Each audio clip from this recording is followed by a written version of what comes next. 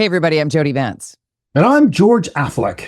And on UnSpun, we're going to go from chaos in City Hall to chaos in a provincial election to what the hell's happening federally. And oh my gosh, can the U.S. election please end? It is UnSpun, no slow weeks.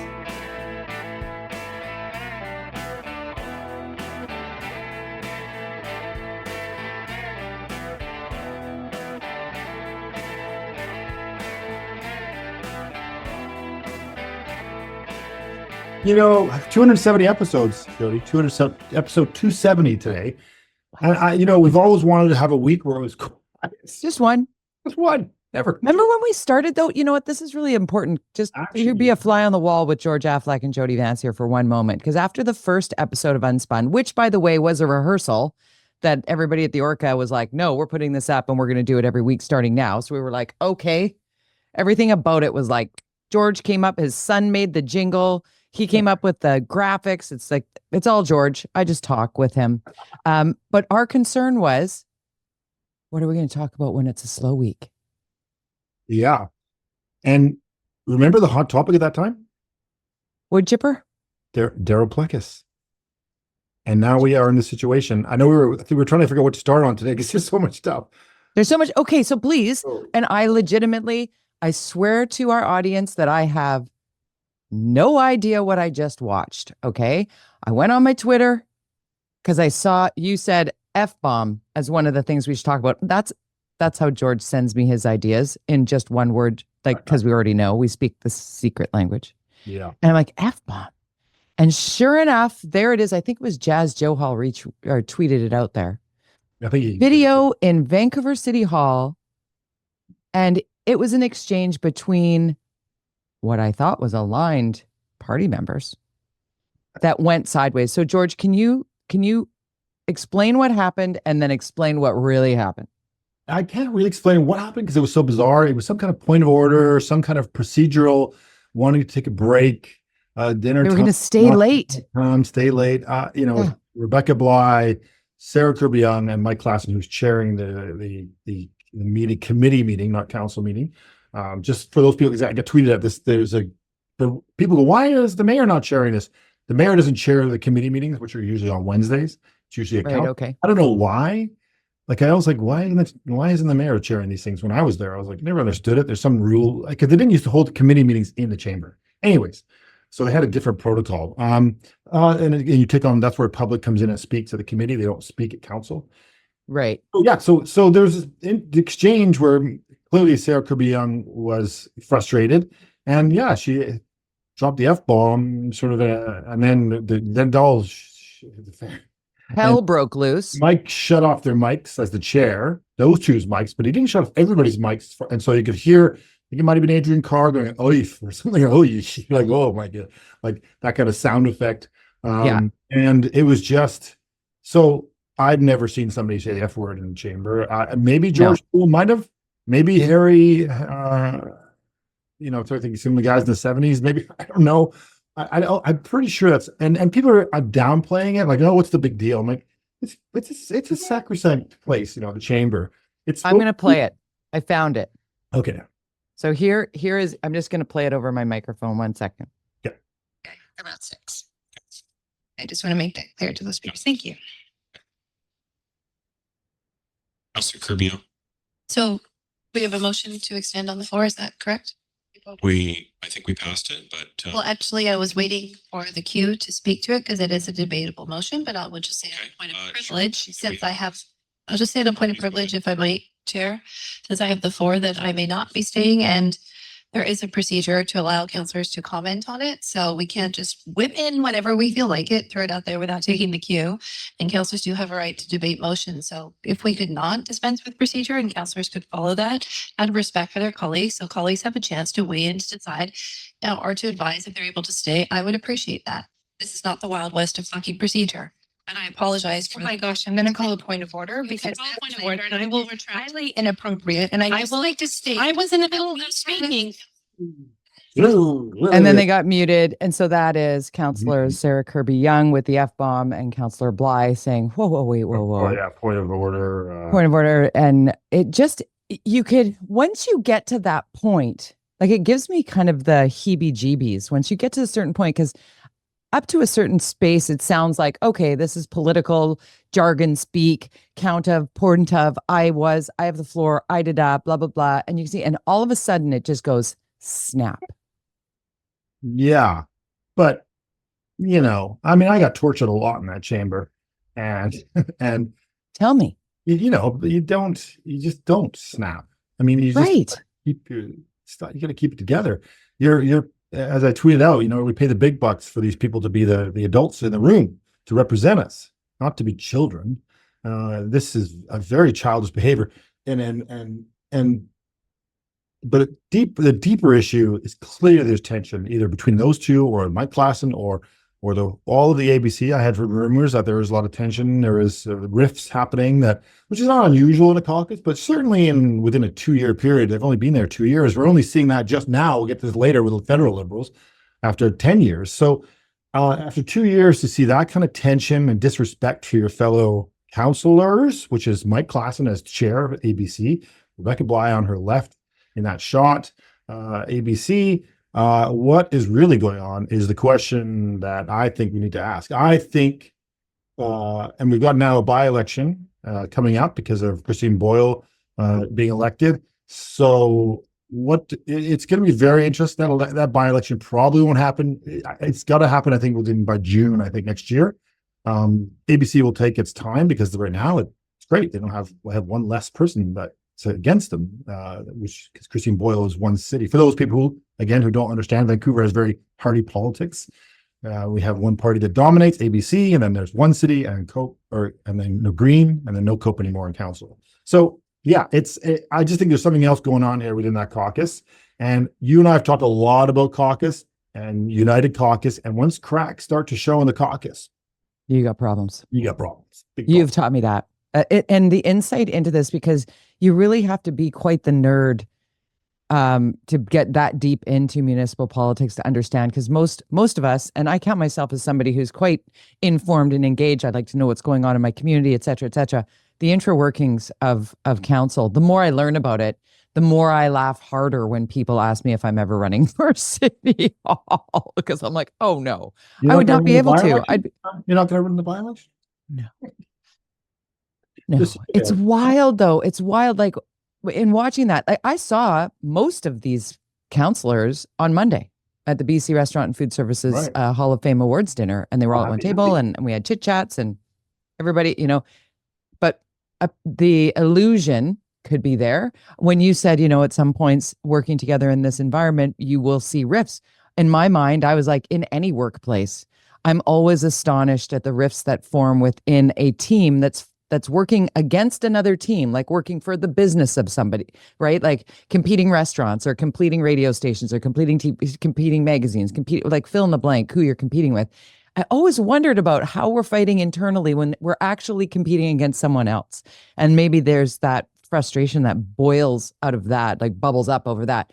But does it have perhaps something to do with, in this particular instance, the sort of shuffling that was announced, where there will be some changes in the representation within council and for the city of Vancouver, the deputy mayor, et cetera, the mayor announcing that he's basically shuffling things around, which, we can talk about. Well, they never used to do that. Your deputy mayor was a monthly switch. It was every councillor used to get a chance to be deputy mayor. Every month you get a new deputy mayor. It wasn't Vision in its final term decided to make a point. Who did? Vision, Vancouver, and Gregor Robertson in their final term decided to make a more formal structure where there was a deputy mayor for the entire time. And I think it was Raymond Louis at first, and then I think it was pushed it to Andrew Reimer, I think. But it's which is weird, and because why? We didn't vote for a deputy mayor.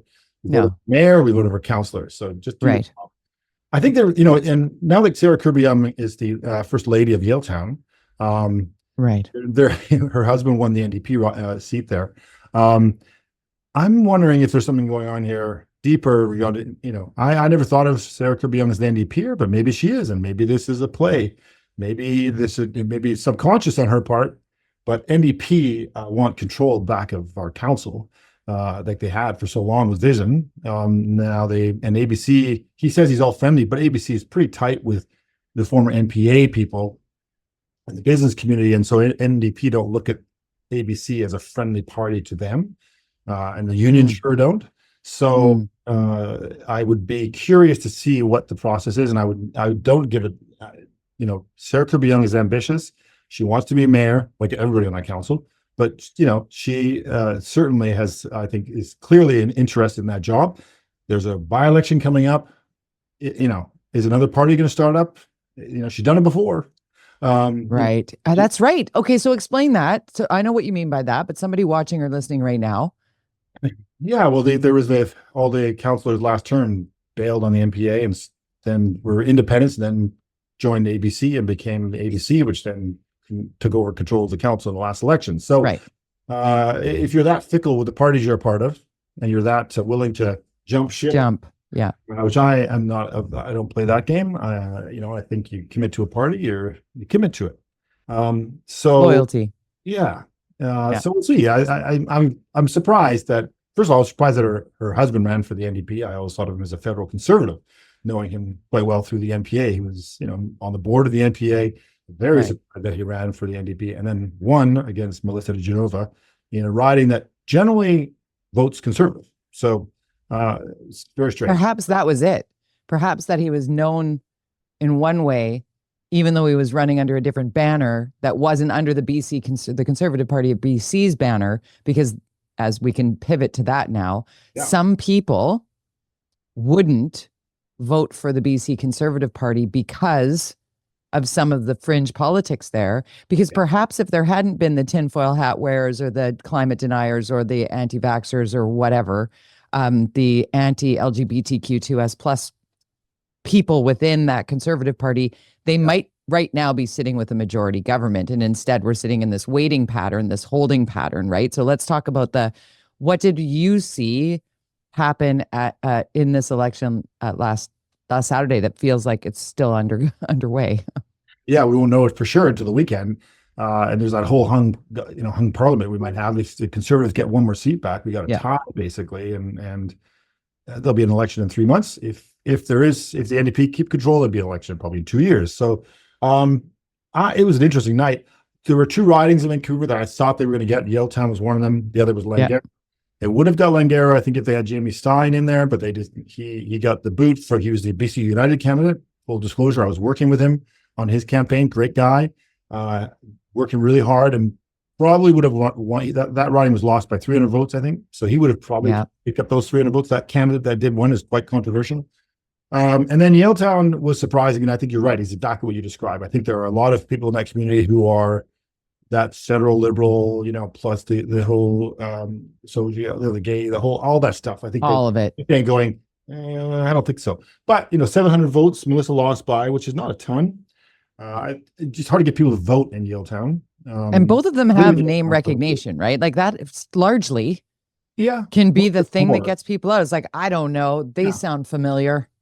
Melissa, of course, I'm surprised because she would have a very good recognition. And generally done quite well in Yaletown as a councillor. So if you look at the voting pattern, and she's a very hardworking politician, active. Mm-hmm.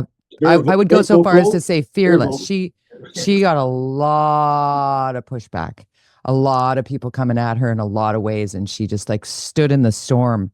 Whether you agree with her politics or not, I've watched that woman be rolled, and it's hard as somebody who has been rolled. Totally. And but harassment wise, there's a whole crime issue, which we all, as a Yaletown resident, I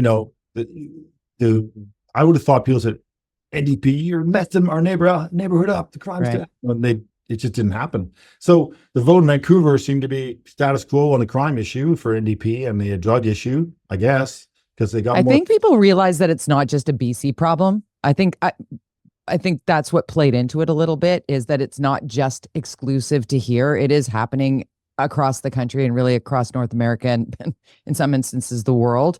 And so it's not as much as it was a talking point or trying to become a wedge issue. I don't believe it was as much of one when it came to the actual casting of a ballot. So clearly, this is a huge loss for David-Eby, though. right? As you had mentioned, months ago when everybody was like, are you calling an election? Are you calling an election? And he's like, no, no, no, no, no. You're like, oh, they must be seeing some numbers that I'm not seeing because, why not now? What did we call last week? I haven't called it a minority from NDP. Didn't I call it that? Yeah. Yeah. Sorry, everybody. Oh my Sorry. God. It's wild. But So what do you think happens? I went to a couple of parties that night. I had to go to BC United had a private event that I went to because I had been working on the campaign, which was in BC United. BC United. Gordon Campbell did a viewing party of watching TV. He also did a Q&A. But what was interesting is after that there was I was there. I came to sort of the end of that, and then we were watching television with a bunch of former BC, mostly staffers who are still working for the party. And it was interesting because they were, I can't say what they were saying, but they were, a person would come up on the screen that was winning or leading, and the comments are, whether it be NDP. Running commentary. And it's sort of inside, like they didn't care there. It was really quite interesting to hear these comments like, oh, that guy does this and that. And you're like, oh, that's interesting. Just a little funny, more fun. It was quite fun. It was fun. There was a group of people that I know quite well, and I sat with them for a while. So that was fun. And then I went to the BC Conservative Party, which was, Melissa had already left when I got there, and John Cooper was there, who got killed. He got destroyed. Poor John. He had a couple of beers in him by the time I got there, but he was okay. He was cool. He was booking a trip, I think, the next morning to Palm Springs. Good. So, you know what? He had the right attitude. When he joined this race, you and I both were like, oh, what are you doing, John? Wrong what riding. are you doing? Go enjoy your grandbabies. You've done good or work. learn at a place you can win. But they were mostly sad. I'm like, you guys, what are you, crazy? You got from 0 to 45, 46 seats. Almost a majority. That is unheard of. And they're like, yeah, but I think they were expecting 55. I don't know what they were expecting. I think all the polling was saying it was going to be dead heat, and it was going to it looked like a minority. But I think they thought there was a wave coming that was, much stronger than it was. And it didn't come out that way. And I think it was because NDP ran that fear campaign, which, we talk a lot about the kinds of campaigns you run. Yeah. This was don't stay the course. Be afraid of those guys. Stay the course. We got this for you. And give us a chance. He really had a chance to really prove himself yet, that kind of campaign. So, for the most part, even though I would say the NDP failed miserably at getting the seats that they should have got, they still, looks like they won, but we'll know on Monday. And we were talking about, governments having their time in power, in office, and then there just being a change election. And there was part of that, there was no real discussion about what we've been through in these last, 8 years, 9 years of this government. And we'll talk about that on a federal level as well, because that's very much, associated with what we're seeing federally. And as we make the move from provincial politics to federal politics, how interesting did you find it that when the buzz started around the 24 names in the Liberal caucus, asking for Justin Trudeau to step down, that the first real well, if he does, I'm in kind of thing was Christy Clark. Yes, Christy. I've heard that rumor for a while. I heard she's brushing up on her French. I've heard about that for quite a while. And as we said earlier about the ABC, the caucus splitting, it's over for Trudeau. And I think I said he'd be gone by December. You did. In January. You did. I remember it. I always say that that's still true. I think that he's got to do it before December because he's got to give the time to have a leadership race. So Christy knows it. Everybody knows it. It's just a matter of time. The Bloc Québécois came out today saying, time to go, basically. Today's the day. Yeah. Yeah. They did their announcement on reducing immigration and focusing more on assisting those with temporary status to become permanent residents to help with the bolster the workforce, which was, the reasoning behind opening up to more immigration. I was watching the press briefing this morning and I was like, well, there you go. Okay, you and I are both trying to get our kids up to school. We're like, my kid's still in the shower. How about yours? Yeah. So interesting here. The one thing, just going back to Christy Clark real quick, and maybe you can explain this to me, because when we talked about the change of the name of the BC Liberal Party, there was a lot to be said for the fact that there's confusion around how different the federal Liberals are from the BC Liberals, right? But when people would go into the voters booth, somebody who traditionally would vote federally liberally which is further left of the BC Liberal Party, which is a conservative party, which became BC United, which is now the Conservative Party of British Columbia, basically. How does Christy Clark come out and say, I'm a liberal, I've always been a liberal, and I believe in, and I'm like, you were a BC liberal. She was a federal liberal. Her and Mark were very involved in federal liberals for a long time. But it's interesting to me in my little brain. Yeah, it doesn't make sense. Thank you. It doesn't. Then I don't feel like I'm being like crazy made, because I'm like, what's happening? So there's a reason why, and that takes me back to the name change for BC United and thinking, why did they do that? Why did they change the name? And can they change it back? Well, no, because, I think the Conservatives did well enough that they can show they can win. So they've proven in this election that they are only 2 seats away from winning. So they don't need the Liberals. No, but BC United. So BC United is over. Yeah, BC United's over. It's over. That party is just like, rip it up and toss it away. It'll never happen again. Forever. Yeah. Okay. That makes sense to me then. If it's because we have the 3 parties. Okay, so now what happens? We've got the Conservative Party of BC, we've got the NDP, dead heat, locked in, 2 ridings to still be decided. We'll know in a couple of days if those 2 ridings that right now appear to be going to the NDP, but we need recounts. Some come down to like less than 100 votes. It's going to take until this weekend when the vote counts, because all the ballots that are cast outside of constituencies have to be counted. It's all very complex. I watched so much of this. It doesn't usually change things. Historically, that doesn't really make an impact, but we'll see. Right. So if we're left with this, and we're back to 2017, maybe, worse, with 2... reflecting back to with no Daryl Plekas willing to cross the floor and betray the party. As far as we know, maybe there is a BC United person or a BC Conservative person who's willing to flip over and be the speaker like Plekas did, which gave the BC NDP the ability to govern for those, what was it, 3 years?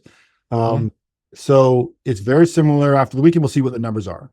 If they can get a BC Conservative to move over, that maybe somebody who was maybe BC United and they were like, and more of a federal liberal, maybe, but I don't think so. I think Rustad in his speech made it very clear that he's not going to let this government last long. If there's a way to just topple this government, he's going to do it. And given the situation and these 2 greens who now have a leader who's not elected, who's going to stay on as leader, such a strange thing. It's such a precarious situation that the chances of it working are slim at best. So I found myself sitting in the chair at CKNW having the first discussion. It was Drex and I who had John Horgan and Professor Weaver in for the first conversation once the bromance began between the Greens and the NDP in 2017 as they started moving forward. And the tone of their, discussion and the hope to create, we didn't even know we were just 18 months away from a pandemic at that point. Like we had no idea what was coming down the pipe, and we don't know as a province now what might be coming in extreme weather issues or wildfires or, so many things that need to be the focus here. And the partisan politics is just, we'll get to what's happening in the United States. I can't wait for November 5th. I just can't wait. But the one thing that really sort of stuck with me in all of my watching of all the networks, loved Richard Zussman on the big board. Man, that guy knows his politics. And I was watching Rob Shaw and Czech as well. Thought it was great. Yeah, it was very interesting.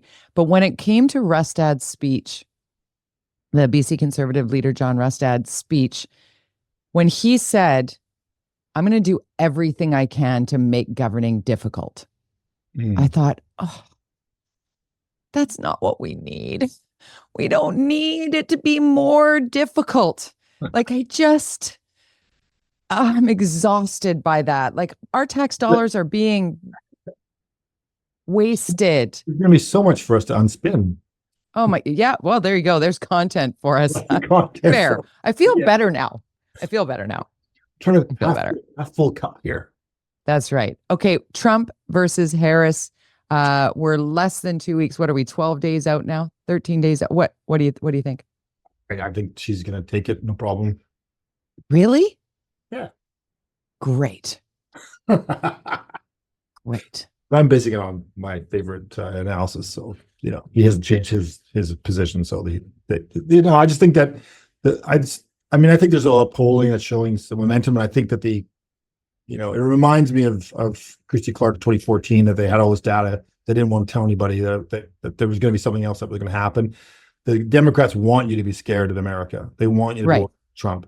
They don't want to show the real data, but there are so many, like YouTubers, everybody's gone through it, and they show them the data is just on her side. So I would be very surprised if Trump won, but I just think that people will go to the polls and go, yeah, no. The Democrats have to keep that you need to actually vote. I mean, we're seeing that here in our provincial election because, some of these ridings are, like you said, coming down to under 100 ballots, right? And cast. It does matter. It does. And actually, interesting, I didn't know this, but I was watching yesterday that every election since 2018 or 2016, the numbers the amount of people voting has gone up in America by a lot. Yeah. In fact, Trump had more votes in 2020 than he did in 2016. So he still lost. So I thought, that's interesting. Obviously there's more people, but I think that there is a motivation to vote on both sides of the political spectrum over there in America. So, but if every Democrat votes, they win. That's But the problem with the Democrats is they're like, oh, the reality TV guy's not going to win. I don't need to vote. Yes. You actually have to vote. And I think the Roe versus Wade being overturned is going to bring out women and young women. And people will be like, it's Taylor Swift. You know what? It doesn't hurt that Taylor Swift and Oprah and Sarah Jessica Parker and, Bruce Springsteen and name. Even Liz Cheney and Dick Cheney and all, like, the Republicans coming forward, and Mark Milley and Mike Kelly and all of it. Like, if you can get enough 20-year-old women in those swing states to show up because of Taylor Swift, that's what you need. Or because they might want to have babies, and if they accidentally get pregnant, they might want to terminate a pregnancy if they decide to. Like, I think that more than, and even if they're in a very staunchly Republican family, they could not talk about it, go in and mark the ballot, and go out and be like, oh yeah, MAGA all the way, whatever, right? Like, because it's ruining families, it's ruining friendships, it's breaking up marriages, it's like the divisiveness. And I don't know what are your thoughts on the rhetoric from Trump? Is it just because he's leaning in to get those disgruntled white guys motivated? Like the one last night, you see this spank his daughter, daddy's back. What in the world is going on? It's like, this is talking about children in the room. Like, are we right? First of all, spanking's illegal. The parent, I'm not even American, but I'm pretty sure it's illegal in America. It is. And it's super creepy. Daddy's back. Very. What is that all about? Gross. Sorry, but that's just there's so much about it that is so. But the reviews were in, and it was like lapped. People loved it. They loved it. Well, Joe Rogan on Friday for Trump. So he's going on the Joe Rogan, and then the town hall with Kamala Harris last night on CNN. Did you see that? I saw a bit of it. Yeah, it got a bit boring, but I thought it opened really strong. I thought Anderson Cooper did a very good job in opening it up with not a softball question at all, and then held her feet to the fire, held her feet to the fire, held her feet to the fire. She called him a fascist, which was surprising. She called Trump a fascist. Yeah, that was a big change. And she also said he's calling himself a fascist. So a dictator on day one. But I found it really interesting that the frustration of the people who are inside, like you and I talk about all the time, the things that we hear over and over and over and over and over and over and over again, people who are so invested in watching everything are exhausted by her talking points. She sounds too scripted. It's like, no, she's trying to get her message across. And she doesn't just say it once or twice. By the time we're sick of it, some people are hearing it for the very first time. It's the old adage of advertising, right? How many times have you heard 105-88-2300 Empire, right? Like, we have heard it a million times because we're watching it or listening to it that million times. Yes. Much like my Cloverdale Rodeo theme, if they never picked it up, that I wrote. Want to hear it? Yes, I do.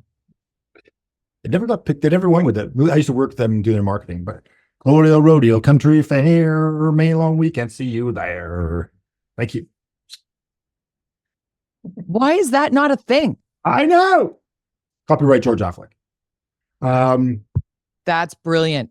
I honestly could not have told you what weekend Cloverdale Rodeo was. May long weekend. See you there. Thank you very much. Love that. I don't think we can top that. I think we just need to let it go at that. Let me see how our time is. Yeah, 29 minutes and 39 seconds. You can be found on Twitter at George_Affleck. I am at Jody Vance, Jody with a Y, at Jody Vance on my Twitter.